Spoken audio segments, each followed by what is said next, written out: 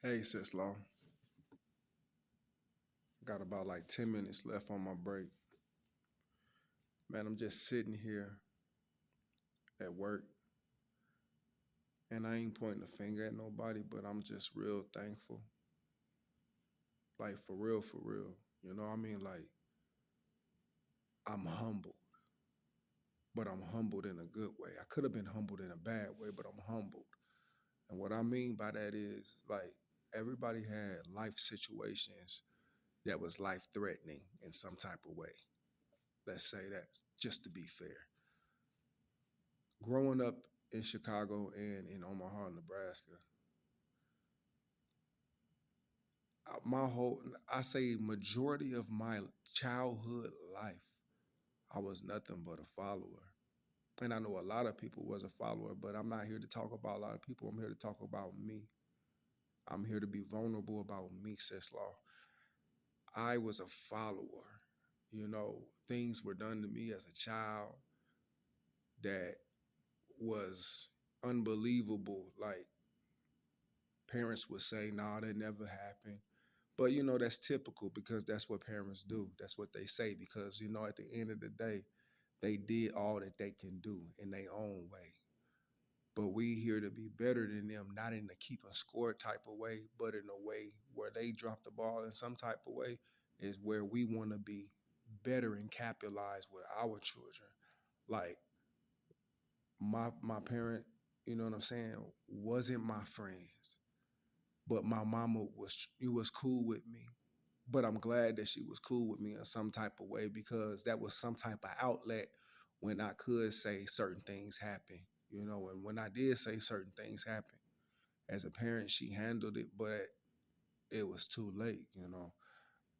If you really look at it, like my mom, my man, SIS-LAW, like I'm just grateful and I'm thankful that I turned out the way that I did, and I'm still turning, I'm still growing, I'm still moving, but I can look back, and that's why I'm able to sympathize with a lot of different type of adults, a lot of different type of children, even with uh what they call them transformer people, where they want to be a girl but they really a boy, whatever. But I'm able to sympathize with pretty much anybody that walk this earth. I believe that. I've met a lot of different type of people in prison. I met a lot of different type of people dealing with the gospel. I done met a lot of different type of people being in the street, like dangerous people. Man, like God has been with me. He never took his hand off me, SIS-LAW. I had an issue where things where I would want to just fight people just because of how they look, just because of smart things they would say, not because I would just want to fight them, but that's what I seen as a kid. I grew up in that environment. But deep down inside, if you ask Anthony, Anthony don't like violence at all. He hates it. He hates sarcasm because it's like it's cowardly. You saying something to make people laugh, but this is really how you feel because somebody said it to you. Like I get that. Like SIS-LAW, I'm just grateful and I'm thankful because I say my life could have been a movie. I grew up in foster home where people done me wrong. I mean, like just done me wrong because I didn't belong to them. But at the end of the day, God still was with me. He with everybody. I know that, but there was even a time that I used to worship Satan, the devil, and a lot of people they say, "Oh, that's crazy," but people don't know they worship him in a way without even saying, "I worship you." Things that you do, you can worship him, like gang banging, drug dealing. That's worshiping him because you got to sacrifice something. You know what I'm saying? You got to sacrifice something. You're doing something that you don't want to do. That's why Paul was talking about he do the things that he don't want to do. You know what I'm saying? Like we do things that we don't want to do because it's our flesh. But like being a part of this grace gang has been one of the best things that ever happened to me besides my wife being in my life and besides my children.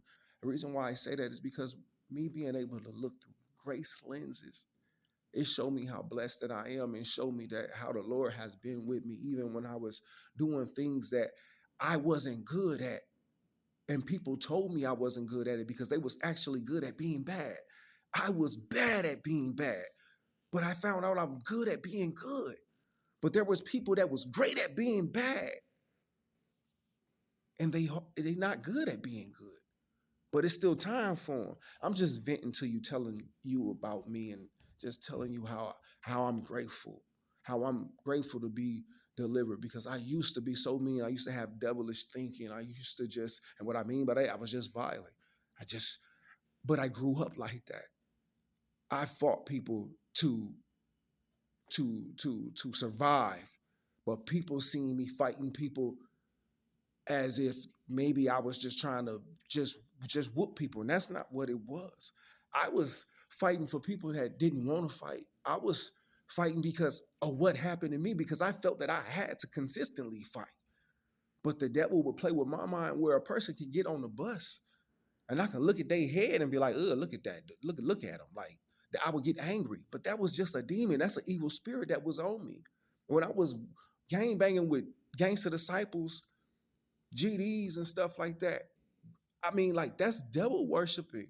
You know what I'm saying? And people don't understand that. That's devil worshiping, because you are harming people, and you clicking up with other people. It don't matter if it's a clique or a gang. You clicking up with other hurt people, other violent people that want to get people to business because they not happy at home. I wasn't happy at home because I really didn't have a home. It was always house to house. That's why God has shown me the big kid inside of me, which allows me to relate with kids, because I'm a kid at heart.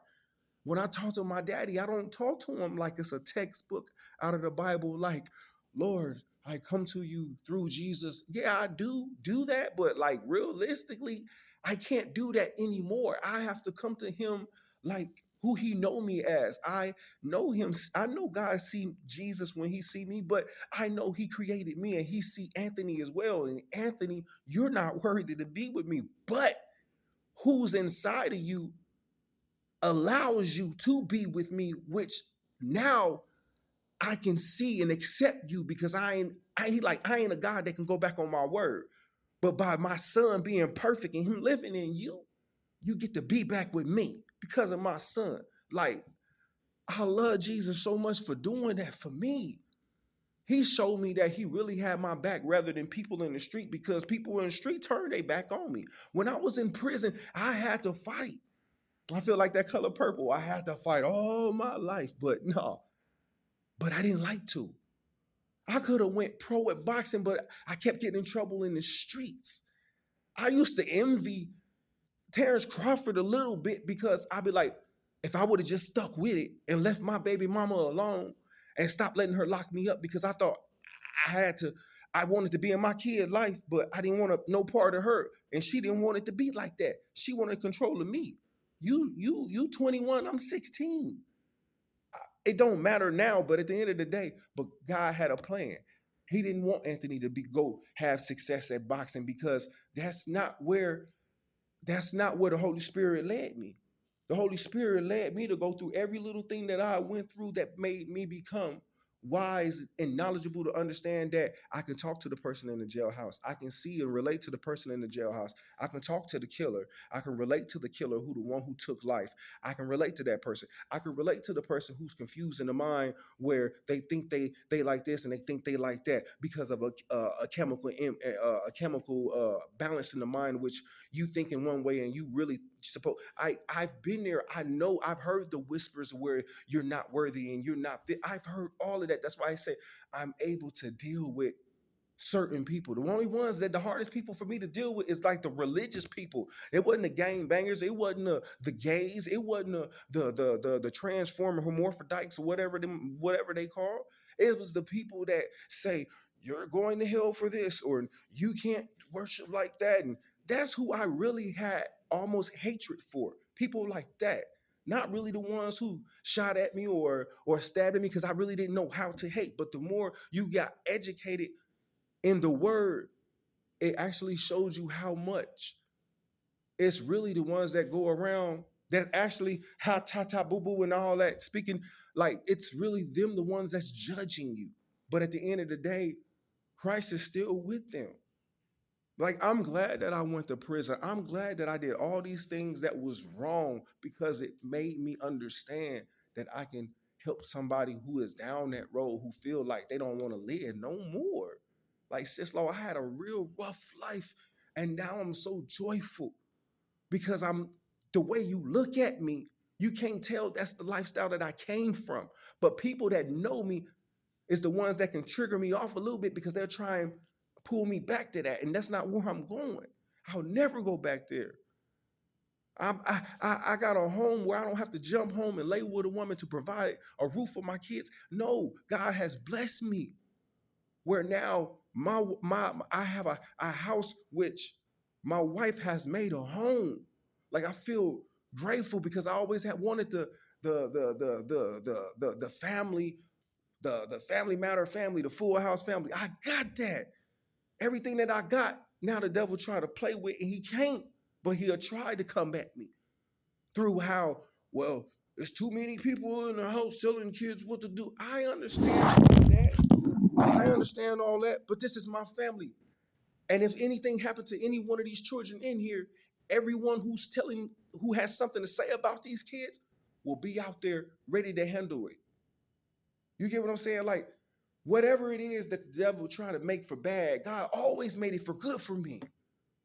I said all that to say, my job is to love those that make it difficult to be loved, and I love everybody. And I'm not passing judgment on nobody. I love everyone. I got to clock in now. Hold on. Get ready to clock in. For real. Clock back in. There we go. Even at work, you got people that say the most dumbest things, but you still got to walk in love with people. You got people that look at you crazy, not just because of your color of your skin, because they ain't comfortable in their own skin. I've been there, so I'm not even passing judgment on. Man, sis Law, all I'm saying is who you see right now, God has transformed me into this loving person. I was bad at being bad, but I got a childlike heart, which allows me to love Zachariah when he doing even the most dumbest thing that will piss me off to the highest. Why? Because I needed somebody in my life to help me just the way somebody had to help him in some type of way. Behavior disorders. People don't understand when actual parents do stupid stuff. It does traumatize the child, and that child grows up and they become grown. So when a man becomes grown and he can't get a woman because his mother been pampering him, making it feel like all women are wrong or they just don't deserve you, they just can't handle you. That's not helping the situation. That's just making you look at women like y'all supposed to bow down to me. Nobody's supposed to bow down to no human being besides everybody's supposed to bow down to Jesus. That's it. That's it. You don't supposed to bow down to nobody else. But it's okay to compromise. And what I've learned is nobody showed me how to be a man. My dad showed me little bits of things, but God literally showed me how to be a gentleman. He showed me how to love. He showed me how to open up a car door. He showed me through TV. He showed me through people that I met throughout of my life how to act. I got tired of following people that led me down the wrong way. And it was part of Satan's plan. But he can't do that no more because I know that I love Jesus and I'm following him. And I'm following whoever is following him. And they following whoever following him. So when people following me, they following Jesus. When they be like, I don't believe in Jesus, but I love you, I feel you. I understand what they saying. I know what they saying because I've been there before. But we, as people that know that it ain't what you do that gets you already seated in heavenly places, it's what Jesus did. It ain't what you do, it's about what Jesus did. And when people, yeah, I can't wait till I can wait because I have to wait. And I made a choice to wait. But Anthony speaking, I'm like, I can't wait till people actually even like I can't wait till Christians wake up to the point to where they catch up to understand that walking in love and not being judgmental and not retaliating with violence, even if violence is coming towards your way. I understand it's a time for peace and a time for war and a time that's old dispensation. You handle bad with good. I'm not saying you reward bad with good. What I'm saying is if someone harms you and you know harming them back will just keep going back and forth, you're not handling it in a graceful way. I know new dispensation is graceful. It's peace all the way around. Knowing that if somebody do something wrong to Anthony, Anthony have done wrong to people before. So it's not karma, it's how are you going to respond back? Are you going to respond back with fire, or are you going to smother the fire with love, Anthony? I made a choice and I have a choice. I'm smothering it with love. I'm doing everything with love. I'm trying to walk in love. I am doing that. Love is the answer to everything. Nothing else. Is not tick for tack. It's not violence. It's love. I had a real rough life, but I'm grateful and I feel like, no, I don't have heaven right now, but I am the most happiest man I possibly can be. When people talk about marriage, it sounds different from when I talk about it. I'm happy. It feels good to feel good. It feels good to have a sister-in-law that I can talk to. I had to be patient. I had to allow you to go through. I had to allow you to go through what you had to go through. People need to make room for people to go through what it is, whatever it is that they need to go through, and just love them and not bring up things. And that's what Jesus is working with me on. When people piss me off, to hold my tongue, think about it, and say something graceful, not something hurtful. But I'm about to get ready to go back to work. I love you. I got to get back on this floor and still be graceful with others because that's a choice that I made. I love you, Sis Law, so much. I love everyone. And I know Jesus is happy. I hear well done many times. You don't have to wait till you get to heaven to hear well done. You hear that, and he will tell you that on your walk throughout the day, just talking with him. Well done for doing that. I love you. Great job. See how you did that? I mean, he talks to me like that. So anyway, I love you. I got to go back to work. I love you. Shalom.